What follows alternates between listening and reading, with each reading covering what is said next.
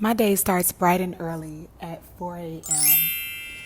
And pro tip, my workout clothes are my pajamas because it saves time in the morning so that I can just get out the bed, put on my socks, go brush my teeth, and head to the elevator as I walk downstairs to go to my apartment gym. I do a quick 30-minute workout, hit the elliptical, and then maybe do some weights real swiftly before I head back up to hop in the shower to officially start my day.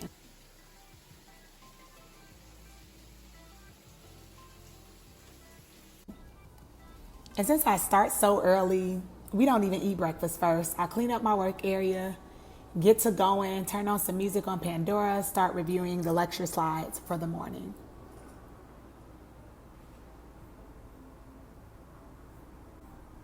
After I spend a significant amount of time at my desk, I think it's time for a break because my stomach has begun to growl. Now we head to the kitchen first. Of course, first things first, we gotta wash our little hands because that's nasty. And I'm a very basic person, so we just gonna make some scrambled eggs, heat up some potatoes that I made in the air fryer the night before. And I think I had some turkey sausage because, fun fact, I don't eat beef or pork.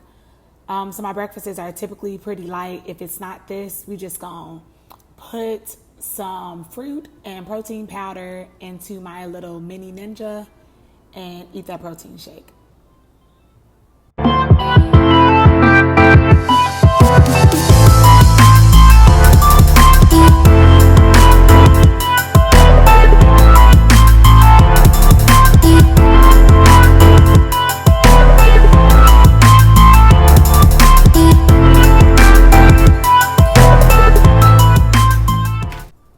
All right, and now you see how the time has actually passed. We got some sunlight coming through the window. It's no longer 5:20 in the morning. It is after 7. Back to looking at lectures we go. So the reason why I wake up at 4 o'clock in the morning is because my peak hours of productivity are before noon. So since I know that I focus best and am most productive before noon, I wake up super early to get a good 6 to 7 hours of studying in before I start to plummet. My brain cells, they be trying to shut down on the kid. So this is the way, or this is how I know to best focus or hone in my energy. I always try to go to the whiteboard at beginning stages to write out the things that I've learned this morning. I definitely still look back at my notes because I haven't committed it all to memory just yet. But it's a good way for me to just split up the way I'm encoding material from simply reading it or looking on my computer to putting it up on my whiteboard because then I reference it throughout the week.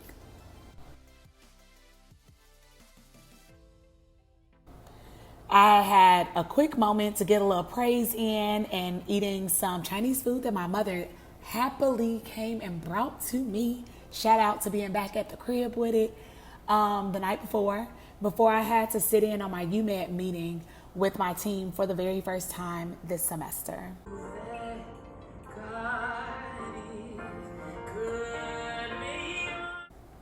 I'm gonna let y'all hear a little bit of what we were talking about. I just wanted to clarify. Hi, nice to meet you. So you said two students ideally doing the education course. Mm-hmm. So we could have more than one cohort, but we want 2 students per cohort. Okay. And then it's last year, considering, since there were 3 students, was it 2 students who did the education and the other students who did kind of the other tasks, or how kind of was that structured? So last year it was a little different because with the grant it kind of started late due to a lot of limitations and with COVID and stuff like that. So I ran the education course myself with Munib, who helped me out during the sessions. The students mostly did social determinants of health outreach calls and more EPIC, pulling data from EPIC and doing stuff on RedCap and stuff. So we'll be working with diabetic populations and giving them health education courses. First, we have to recruit, get people into our study, talk to them, building a rapport to see how they're feeling, to make a real connection. because that's really what this is all about, going into community, not dictating our beliefs on them, but to work in tandem, work in partnership with the patient population that we are aiming to serve. So the meeting ended with them giving us some well wishes on the first exam. That was last week, which was super cute and nice of them to do. Thank you. Thank you. And if you have any questions in the meantime, you can always shoot me an email. Sounds good. Thanks. All right. Bye, everyone. So good luck with your exam next week. Thanks. Thank you. Bye. Bye.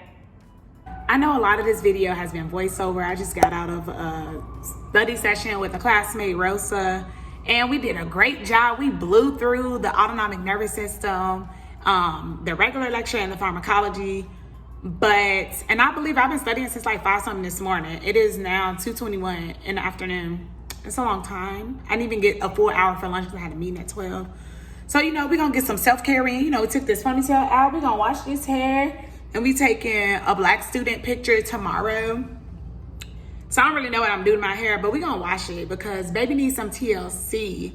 So yeah, back to this voiceover life because we still got work to get done. Got to get through this nervous system lecture and then maybe like review a little bit of the cell signaling and the hormones. But our student curricular board rep said, do not constantly review the things that you know. Look over the things that you are weak in. And biochem is my jam. So we're going to find some practice questions for those things.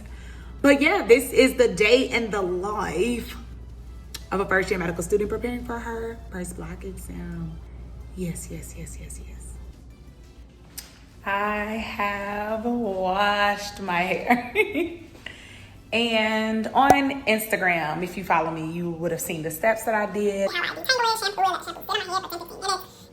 Now I'm letting it air dry while I think about the type of style I'm putting. It's gonna be something simple because I get my hair done next weekend for my birthday. I also don't know what I'm gonna get done to it then either. But yeah, so I studied essentially from 5 to like 2:30, and then I started dealing with my hair and did some intermittent studying. But bedtime is in 3 hours, so yeah, this is the life of waking up at 4 and going to sleep at 8 p.m. People keep asking, how do I do it? How do I do it?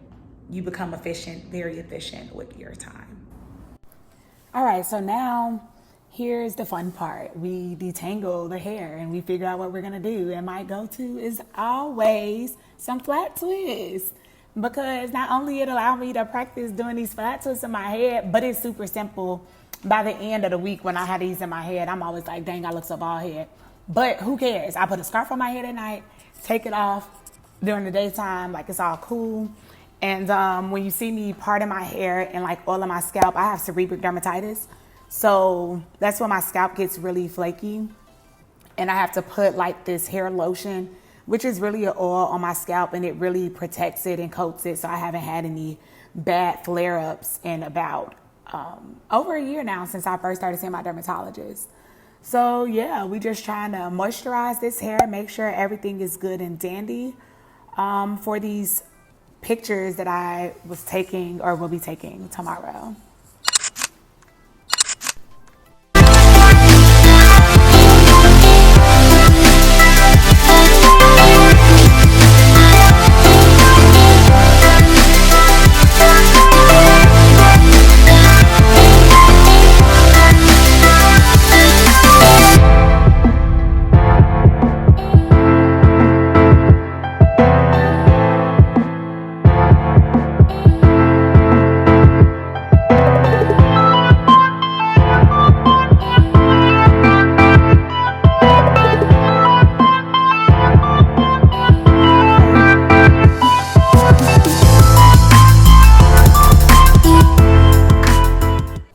We're gonna do one more run through because this Anki life is something serious and I'm trying to be consistent with it for the first time since taking the MCAT last summer, summer 2020.